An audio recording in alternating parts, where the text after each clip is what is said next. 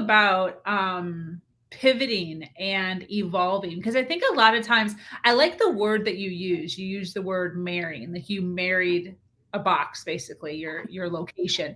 And a lot of times I feel as if that is a hesitation that not only females but all humans feel, as far as when you jump into something, you feel like you need to know 100% that this is what you want to do for the rest of your life, and that in so many cases is not the case. So can you kind of talk about what it means to evolve, what it means to pivot, and kind of the importance of like allowing yourself to change your mind? Yeah. So, yoga and coaching taught me that. So yoga taught me to be present, right? And so something that was awesome that I felt that I learned with that is to live into the past is to feel fear. So like when you're feeling fear of something, it's because you're living in the past. Like you're taking your old stories into the now. And to live in the future is to feel anxiety because you're thinking forward, thinking you're feeling anxiety. And if you can just like breathe and be in the moment, you feel bliss. Like Got it. it's not as scary. And so I feel like also yoga taught me to let go of like your ego, like your brain. Because a lot of times your brain will tell you, you know what, I went to college for so many years and for this career, and I've been in this career for so long, this is where I have to stay forever. And if it's not filling your cup anymore, gosh, life's short. Like why Yeah. miserably? And so I think it's just trusting in yourself, trusting in your higher power that like, you know what, what's meant to be will just be. And just getting into your feels, because that's one thing that I found is when you are living in your true, I call it zone of genius, like life just flows and you get into alignment, life just flows. It feels easy, it feels natural. It's when you're resisting that life feels not so great, and life tends to not work out so great for you. It's like you're attracting that resisting, where if you let go of the resisting and you just let, let whatever's supposed to come, and trust that, you know, God, universe has a better maybe place for you than you think that you have for you, and just leaning into your heart. When you're working from heart, like I used to say, I don't want to work nights, I don't want to work weekends, I don't want to do this, I want to do that. I mean, for the most part, most of my clients are in the day. I usually do have mid-morning appointments and stuff like that, or right after work. But I do sometimes work at nights, weekends, crazy hours, but it doesn't feel like work. It's I don't know. It's so hard to describe it. When you are truly living in your passion and you are working from passion and purpose, life just flows and work doesn't feel like work. Work is fun because Yeah. it is fun. It's you're doing what I feel that we're placed here to be and to do. I 100% agree with you. Definitely. What's your view? I hear you saying the word universe a lot. What's your view on trusting the universe? Yeah. So I feel like again, I feel like that's what my whole journey was about. Honestly, like I'm not religious. I'm actually just starting to explore some different things with a friend, but I'm not religious. But I feel like, you know, I didn't really trust at all. I wasn't trusting. I mean, I had, you know, this perfect life, but my soul was empty, and I wasn't living with passion. I wasn't living with purpose. I wasn't trusting in the higher power. I was going to church. I was doing the day-to-day thing, right? Like a lot of people just, they kind of go with the day-to-day thing. They shuffle through life. They let life knock them here and there without having any kind of like going inward and planning what you actually want for your soul to happen, and then trusting that that's going to happen, but taking action towards those things is Yeah. Bernie taught me, versus just kind of going through life and letting life knock you. Um, when I wasn't in alignment and I wasn't truly trusting, I was living in fear. I was also living with anxiety. I was living in the past and the future, and I was going between the past and the future. And I wasn't really like just being in the present and trusting that like what's supposed to happen is going to happen.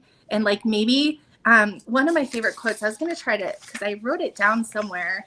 One of my friends taught me that, like, this quote, it says, life is happening for you, not to you.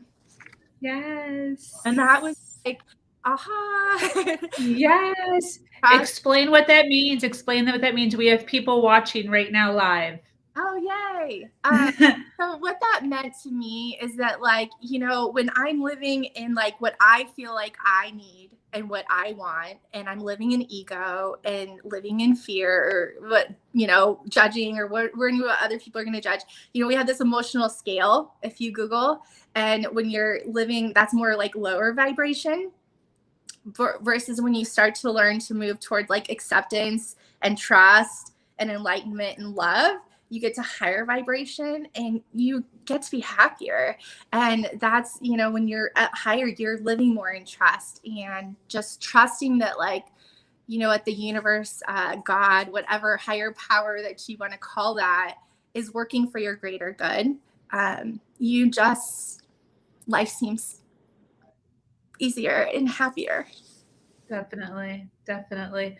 As far as people, females, finding their passion and finding their purpose, you know, for people that are just right now coming into the or just discovering self-development, you know, hearing like find your purpose, find your passion, it sounds so cliche. Mhm. And for some people, maybe even sort of laughable, you know, kind of like an eye roll. Um, Especially if we're in a dark spot, you know, in it, going through challenges, going through struggles. Why do you think it's important for people to find their purpose or their passion, or both? Well, for one thing, my journey has taught me that it can't happen until you're ready. And once you are ready to accept that you're ready to start living differently, and you're ready to, I call it growth mindset, you're ready to start living with more passion and more purpose, then you will start to seek it out and find it, and it will become. Um, so, you know, everyone's on their own journey.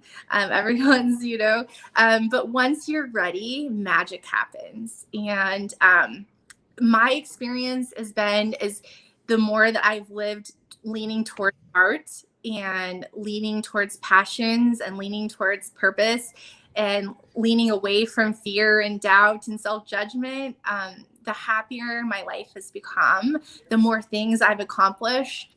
Um, you know, sometimes I do vision boards and goal setting, at least once a year. A lot of times I do it a couple times, like every quarter. I kind of recheck in and shift and adjust, because I will tell you this, I accomplish a lot of things in like a month that I thought was like a year goal. Because when you can sit down and get very clear about what you truly want, and you write it out and you have it there as accountability, and you're looking at it every day, you accomplish it so much faster Yeah. than if it's just like a wish in your head and you don't put any time and energy towards it. And so that's just what's been fun and exciting that I've witnessed, is that I have saw so much growth, and the bigger, the more that you experience and find growth, the more exciting it becomes, and the bigger your goals get, and the more that you want to accomplish in your short time here on earth. Yeah. So yeah. How old were you, by the way, when you kind of first jumped into yoga and life coaching? So I think I was 38. I was Okay. 38. I'm 45. I know a lot of people think I'm way younger. You do look way younger. I'm very blessed. But yeah, I'm 45 now. So I'm actually, in one of the pages that I sent you, I'm growing a global real estate team that has a lot of different options to grow. And I'm going to be adding a weekly goal setting type class for free. So Is that the Facebook? yeah, the Facebook page. I'm going to Okay. be adding that starting this next week, every week, going on for a little while. So if someone is just interested in kind of exploring with me and getting your goals started, I'm going to share with you what I used to do with what I've done with myself and what I've helped other people experience with goal setting. of just kind of coming inward, getting it out in paper, and holding accountability so that you can make it happen.